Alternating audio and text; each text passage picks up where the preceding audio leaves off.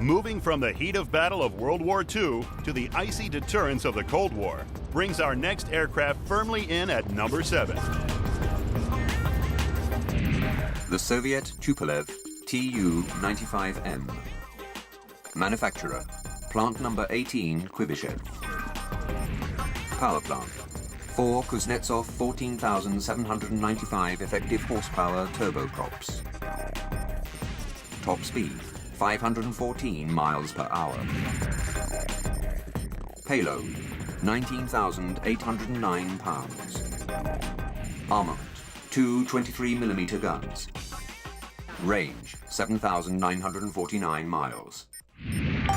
During the 1950s, the Soviet Union introduced a long-range bomber called the Tupolev TU-95 that bore more than an uncanny resemblance to an American World War II aircraft.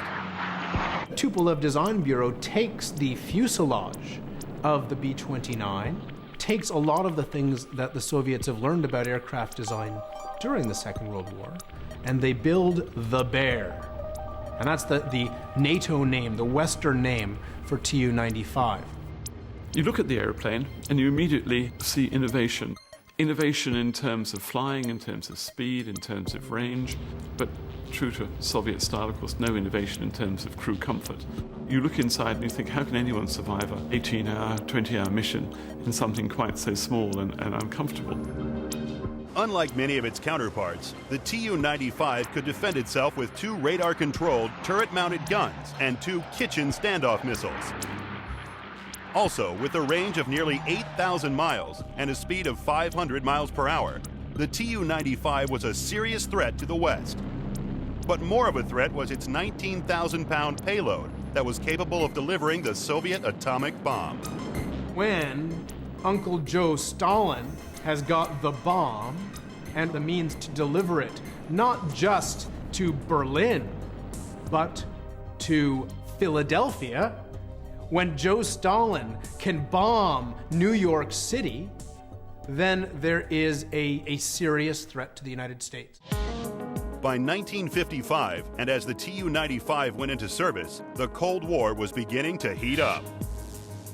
It was a time of hostility on both sides, and it was a time when the skies seemed full of bears. Had the Soviet Union attacked the United States with a fleet of ICBMs, they would have used the Tu-95s to follow up and take out selected targets, and so they were a genuine threat. But the Tu-95 was not just a nuclear bomber. The Bear came in many variations. One of its principal roles was to keep a watchful eye on Western sea power. There's no doubt that from the Soviet perspective, this was a key factor in their campaign against maritime targets, particularly launching of cruise missiles against things like American carrier battle groups or against individual warship targets, and of course against submarines as well. The Russian Tupolev Tu-95 was probably the most successful post-war Soviet bomber, and as a threat to peace during the uneasy Cold War, the Bear scores high in the fear factor rating, as does its innovation. Payload scores well, so does its service length mark, but its defensive armaments let it down, so the Bear can climb no higher than 7th place in our top 10 bombers list.